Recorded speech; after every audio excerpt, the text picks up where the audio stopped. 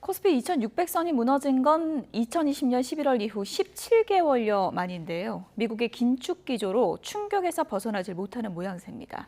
네, 이런 가운데 어제는 윤석열 대통령이 취임했죠. 새 정부 출범과 동시에 많은 정책 변화를 예고하고 있어서 시장의 반응이 주목됩니다. 관련 내용 이정환 한양대 경제학과 교수와 얘기 나눠보겠습니다. 네, 교수님 안녕하십니까? 네, 안녕하십니까? 네, 어제는 코스피가 이제 대폭 하락을 했고요. 오늘은 이제 약보합세로 거래를 시작한 상황인데요. 지금 뭐 주식 시장에 악재만 넘쳐나고 있다 이런 분석도 있더라고요. 예, 사실 그 말이 맞는 말씀입니다. 요새 서학하시는 개미분들은 아침에 일어나면은 가슴이 철렁철렁 한다는 이야기들 많이 하시는데요.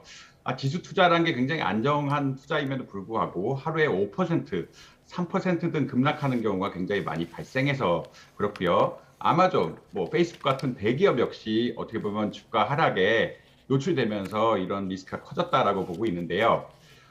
사실 오늘 아침은 나스닥 지수가 소폭 상승함으로써 회복되었지만 어제 아침에 나스닥이 굉장히 4% 이상 굉장히 많이 빠졌죠. 이렇게 미국 대표 지수 등이 폭락을 했고 어제는 이런 대표 지수 하락 등의 영향을 받아서 국내 지수도 많이 하락한 편이라고 할 수 있겠습니다.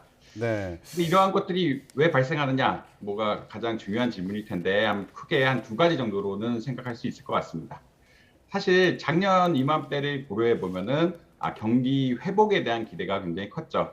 2022년이 되면은 경기가 회복이 되고 이에 따라 실질 GDP라든지 이런 것들이 많이 늘어나서 수요가 늘고 경기가 돌아갈 것이다라고 생각을 했는데 지금은 많이 상황이 바뀌었습니다. 지금 미국 연준이나 이런 데 우려한 것은 경기가 소프트 랜딩, 그러니까 연착륙이 아니라 경착륙을 갈 가능성, 경기 하강 국면에 있어서 심하게 GDP 같은 것들이 떨어질 가능성에 대해 우려하고 있는 상황이고요.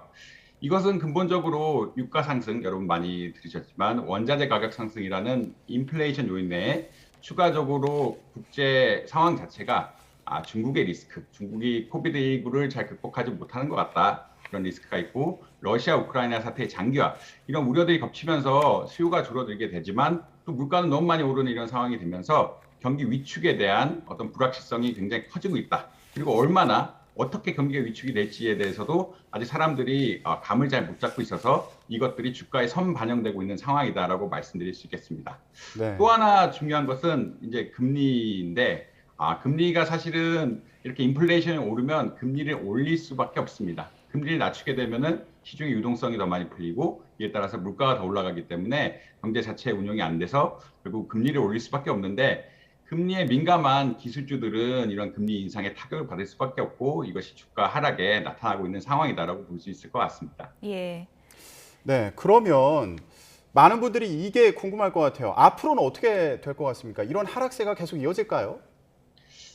주식시장에서 두려워하는 것 중 하나가 불확실성입니다. 불확실성이 지금 굉장히 커졌다라고 말씀드릴 수 있었는데 결국은 경기가 하강으로 실제로 갈 것인지 단기간 하강이 끝날 것인지 아니면 인플레이션이 장기화되면서 장기 하락 국면으로 급격하게 떨어질 것인지에 대한 불확실성이 굉장히 많이 남아 있습니다.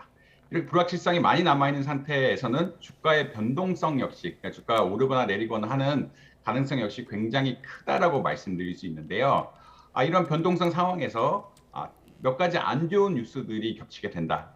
미국 대외적으로 중국의 코비드 사태가 더 장기화되고 우크라이나 문제가 잘 해결이 안 돼서 원자재 가격 급등, 밀 가격 급등 같은 사태들이 계속 발생하고 미국이 금리 정책 같은 것을 잘 못해서 인플레이션 압력을 통해서 경기가 경착륙한다 이런 뉴스들이 발생하게 되면은 국내 증시 역시 하락할 리스크가 굉장히 커졌다라고는 말씀드릴 수 있겠습니다.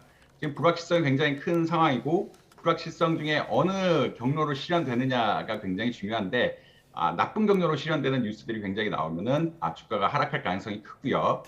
특히 이제 우리나라 2019년 말, 2020년 초에 결국 주가가 한 2,100쯤이었는데 그때보다 사실 지금 금리가 높죠. 금리가 높고 경기 상황이 좋다고는 할 수 없기 때문에 하방 가능성, 주가 하락 가능성 굉장히 열려 있다라고 보시는 게 맞을 것 같습니다. 예. 어제 윤석열 정부가 공식 출범하면서 경제 정책에도 이런저런 이제 변화가 예상이 되고 있습니다. 먼저 주식 양도세를 단계적으로 이제 폐지하겠다고 했는데 이것이 뭐 현실화 될 수 있을지 회의적인 시각도 있지만요. 시장에는 어떤 영향이 있을지 좀 간략하게 설명을 좀 해주시죠. 예, 주식 양도세가 사실은 현재 적용되는 것은 아니고요. 예. 내년에 이제 금융투자소득세라고 이제 세제가 들어와서 금융투자소득이 많은 5천만 원 이상인 대상들에 대해서 양도세를 20% 혹은 25% 정률로 매기겠다는 이런 제도가 도입되고 있는데 윤석열 정부에서는 이런 내년부터 시행되는 투자소득세 과세를 좀 미루고 이런 걸 바탕으로 해서 주식 양도세 자체를 없애는 게 어떨까라고 지금 제안을 하고 있는 상황이고요.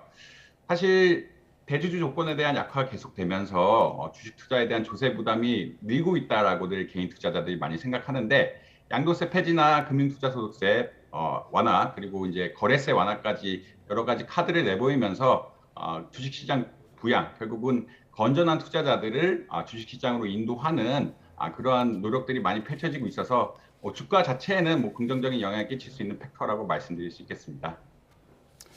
네, 이런 가운데 오늘 아침에요. 윤석열 정부 첫 당정 협의가 있었습니다. 주목됐던 부분이 소상공인 지원을 어떻게 할 건지, 얼마나 할 건지 이게 관심이었는데요. 일단 소상공인 자영업자에게 최소 600만 원을 지원하는데 당정이 합의를 한 그런 상황으로 전해지고 있습니다. 재원 마련과 관련해서요. 정부에서는 적자 국채는 발행하지 않겠다 이런 입장인 것으로 전해지고 있는데 어떤 방안들이 있을까요? 사실 적자 국채를 발행하지 않기는 좀 어려운 상황이다라고 미리 말씀드릴 수 있을 것 같고요. 왜냐하면 새 정부의 추경 규모가 33조 아까 뉴스에서 나온 것처럼 33조, 34조 원 안팎이라고 생각을 하는데 지출 구조, 그러니까 정부가 지출한 지출 구조가 있고 세제 잉여금이라고 작년에 모아놓은 돈들 이런 것을 총 동원해도 10조 정도는 아마 모자라지 않을까라고들 생각하고 있습니다. 결국은 이런 것들은 적자 국채라고 하죠. 국채를 발행해서 조세 재원을 마련하고 재정 지출을 해야 되는 이런 상황인데요. 또 이렇게 적자 재정을 너무 하면은 최근 금리가 문제가 된다고 말씀드렸는데 금리를 또 올릴 수 있는 리스크가 있어서 아주 최소화하는 방향으로 아마 유도를 하지 않을까라고 생각할 수 있겠습니다. 그리고 국채가 많이 발행된다는 것은 국채 가격이 떨어진다는 이야기고요. 국채 가격이 떨어진다는 얘기는 금리가 올라간다는 이야기고 금리가 올라가게 되면은 사실은 어떤 투자에 대한 위험, 부담 같은 것들이 커지고 투자 리스크 같은 것들이 커지게 되면서 그 부분을 최소화하면서 아마 10조 내외는 적자 국채를 발행하면서 만들지 않을까라고 전문가들이 평가하고 있습니다. 예. 끝으로 부동산 시장을 좀 짚어보겠습니다. 지난 1년간 앞으로 다주택자에 대한 양도소득세 그 중과가 1년 동안 이제 유예가 되는 걸로 이제 변경이 됐는데요. 이렇게 되면 부동산 매물이 좀 많이 풀릴 것이다 이런 전망도 있는 것 같고요. 부동산 시장에 어떤 변화가 예상되십니까? 예, 다주택자들이 이제 두려워하는 것은 흔히 말하는 종합부동산세하고 이 양도세 부분인데요. 예전 정부에서는 둘 다 너무 높여놔서 흔히 말하는 퇴로가 없다라는 이야기를 많이 하죠. 주택을 팔고 싶어도 팔 수가 없고 주택을 보유하면 너무 비용이 많이 나는 이런 상황이 발생했는데 이번 윤석열 정부에서는 이런 양도세 부분을 좀 풀어주면서 주택 매매를 유도하겠다라고 유도를 하고 있습니다. 그래서 예전에는 뭐 차익이 한 최고 75%까지 했는데 이제 한 45% 수준까지 최고 수준을 보면은 낮춘다라는 이야기를 하고 있는데요. 이래서 이런 결과로 사실은 양도세 완화가 공식화되면서 좀 매물이 늘었다. 서울 아파트 매물이 10% 이상 늘었다.